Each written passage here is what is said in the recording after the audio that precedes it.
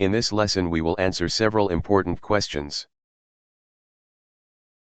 How does a consumer decide how much of two goods to buy? Why does equilibrium occur where a budget line touches an indifference curve? What does the Lagrange multiplier actually mean? And how do we derive consumer demand mathematically? Let's begin. Assume a consumer purchases two goods. Call them good X and good Y. We assume the consumer has the following utility function. This is called a Cobb-Douglas utility function. Utility increases when the consumer consumes more of either good. However, utility increases at a decreasing rate. That means marginal utility becomes smaller as consumption rises. Before solving the consumer's problem, let us visualize utility graphically. So far we have described utility mathematically. But it is often easier to understand consumer preferences visually. This graph shows a utility surface. The horizontal axes represent quantities of good X and good Y. The vertical axis represents utility. Every point on the surface corresponds to a particular consumption bundle and its utility level. Notice that as the consumer consumes more of either good, utility rises. Higher points on the surface represent higher satisfaction. However, the surface gradually becomes flatter as we move outward. This flattening reflects diminishing marginal utility. Each additional unit of consumption increases utility by a smaller amount than before. Now observe the rotating view of the surface. Changing the viewing angle helps us better understand the shape of utility. Keep this three-dimensional picture in mind. Later, we will see that indifference curves are simply slices of this utility surface. Now let us assume the consumer faces a budget constraint. This equation tells us that total spending cannot exceed income. Now let us assign numerical values. Income equals 100. The price of good X equals 2. The price of good Y equals 4. So the consumer cannot spend more than 100 units of currency. Next, let us rewrite the budget equation. We solve for Y.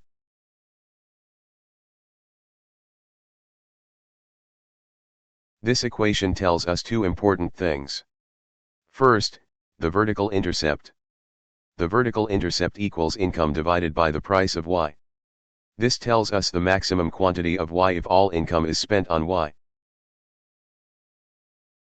Second, the slope. The slope of the budget line equals negative price of X divided by price of Y. The negative sign matters. If the consumer wants more of X, the consumer must give up some amount of Y. This is the trade-off created by scarcity. Now let us formulate the optimization problem. The consumer wants to maximize utility subject to the budget constraint. To solve this constrained optimization problem we use a Lagrangian function. The first part represents utility. The second part imposes the budget restriction. Lambda is called the Lagrange multiplier. We will interpret it later. Next we derive the first-order conditions. We differentiate the Lagrangian with respect to X. Then with respect to Y.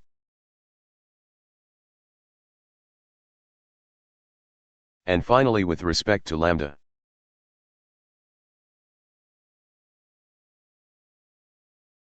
This gives us three simultaneous equations. These equations jointly determine the optimal quantities and the multiplier. Solving the system gives us X star equals 25. Y star equals 12.5. and lambda equals approximately 0.177. These are our equilibrium values. Now let us derive marginal utilities. Marginal utility of X measures the additional satisfaction from consuming one more unit of X. Marginal utility of Y measures the additional satisfaction from consuming one more unit of Y. We can now divide the first-order conditions.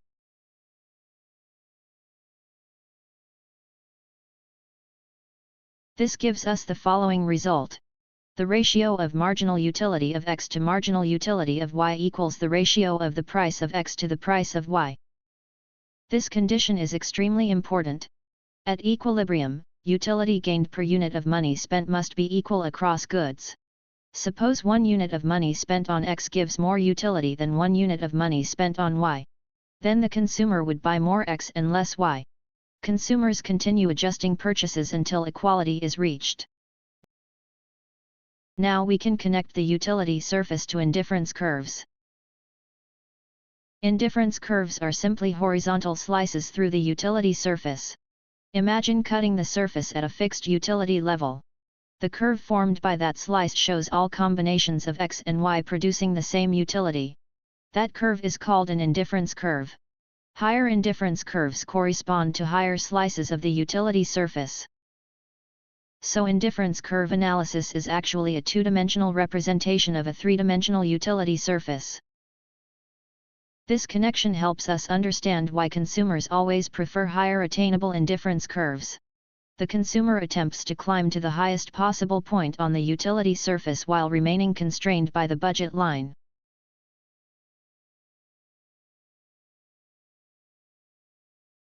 An indifference curve shows combinations of X and Y that provide the same level of utility. To derive its slope, we take the total differential of utility and set the change equal to 0. This gives us the following result. The slope of an indifference curve equals negative marginal utility of X divided by marginal utility of Y. This is also called the marginal rate of substitution, or MRS.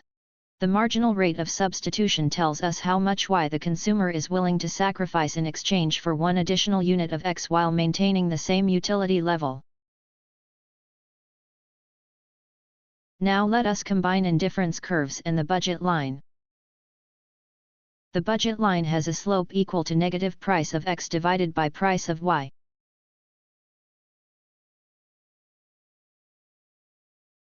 The indifference curve has a slope equal to negative marginal utility of X divided by marginal utility of Y. At equilibrium these slopes become equal. That means MRS equals the ratio of marginal utilities, which also equals the ratio of prices. This is called the Tangency Condition. The consumer reaches the highest attainable indifference curve. The red equilibrium point represents the optimal bundle. No other affordable combination gives greater utility.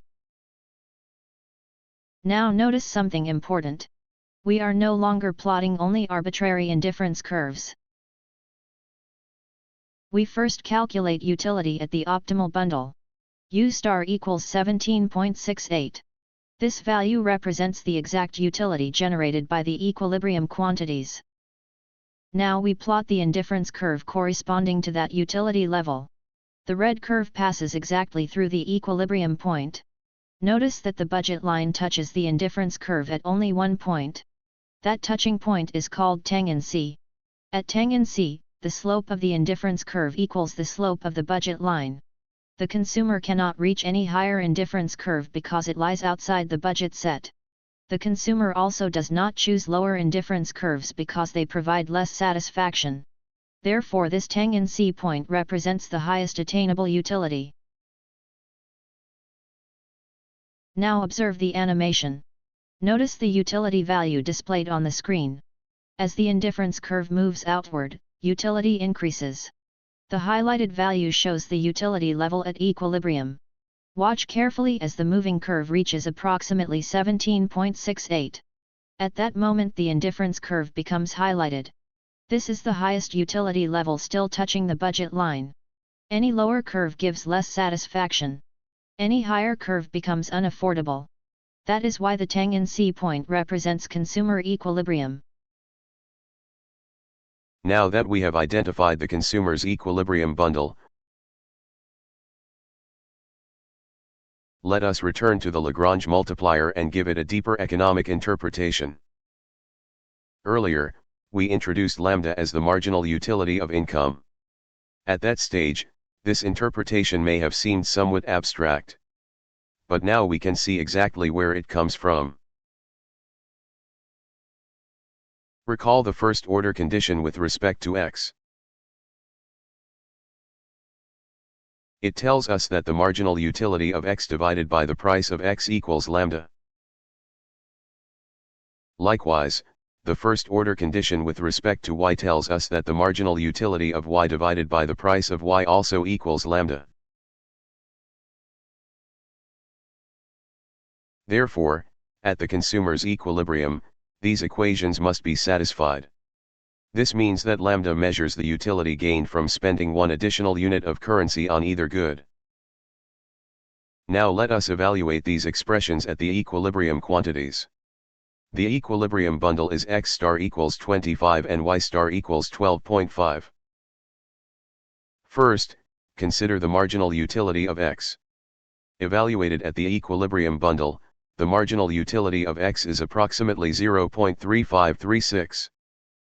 Dividing by the price of x, which equals 2, gives lambda. Now consider the marginal utility of y. Evaluated at the equilibrium bundle, the marginal utility of y is approximately 0.7071. Dividing by the price of y, which equals 4, gives the same value of lambda. Notice what this means. At the equilibrium bundle, one additional unit of currency spent on x generates exactly the same increase in utility as one additional unit of currency spent on y. In both cases, the utility gained per unit of currency equals lambda. This is why the consumer has no incentive to reallocate spending from one good to the other. Any reallocation would leave utility unchanged or reduce utility. Consumer equilibrium occurs when utility per unit of currency is equalized across all goods. We can therefore interpret lambda in three equivalent ways. First, as the Lagrange multiplier. Second, as the marginal utility of income. And third, as the common utility gained per unit of currency spent on each good at equilibrium. Now let us discuss second-order conditions. The first-order conditions identify candidate solutions. However, a candidate solution is not necessarily a maximum. It could also be a minimum or a saddle point. Therefore, after solving the first-order conditions, we must verify that the equilibrium bundle actually maximizes utility. To do this, we examine curvature. Curvature tells us how the objective function bends around the candidate solution. A function that bends downward locally is consistent with a maximum. A function that bends upward locally is consistent with a minimum. To study curvature, economists and mathematicians use a matrix called the Hessian Matrix. The Hessian matrix is a square matrix containing all second-order partial derivatives of the objective function. These second derivatives measure how rapidly marginal utilities change as consumption changes. For an unconstrained optimization problem, the Hessian matrix is often sufficient for determining whether a candidate solution is a maximum or a minimum. However, consumer optimization is not an unconstrained problem. The consumer must satisfy a budget constraint. Because a constraint is present, the ordinary Hessian matrix alone is no longer sufficient. Instead, we modify it to create what is called a bordered Hessian matrix. The bordered Hessian incorporates information from both the objective function and the constraint. Notice that the red border of the matrix comes from the budget constraint. The blue interior comes from the second derivatives of the Lagrangian. The border tells us how the optimization problem is restricted by the budget constraint. The interior tells us about the curvature of utility around the candidate equilibrium. Together, they allow us to determine whether the candidate solution is truly a maximum. Let us see how it is constructed. First, we take the first derivatives of the constraint. These derivatives are placed along the border of the matrix. This border forms the first row and first column. That is why the matrix is called a bordered Hessian. Next, we calculate the second derivatives of the Lagrangian function. These second derivatives are placed inside the matrix.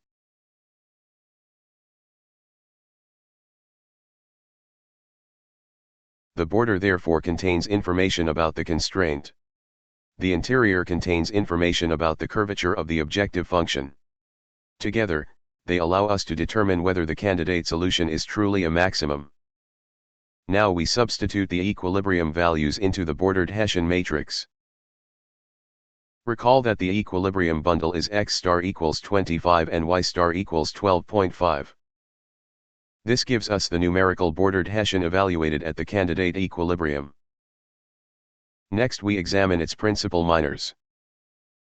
For a utility maximization problem with one constraint and two choice variables, the signs of the principal minors must alternate. Specifically, the second principal minor must be negative, and the determinant of the full bordered Hessian must be positive. Let us calculate the second principal minor.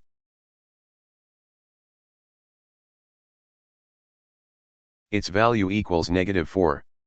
This satisfies the required negative sign.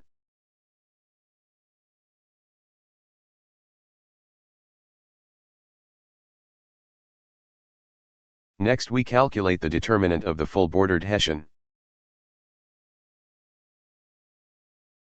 Its value equals approximately 0.453.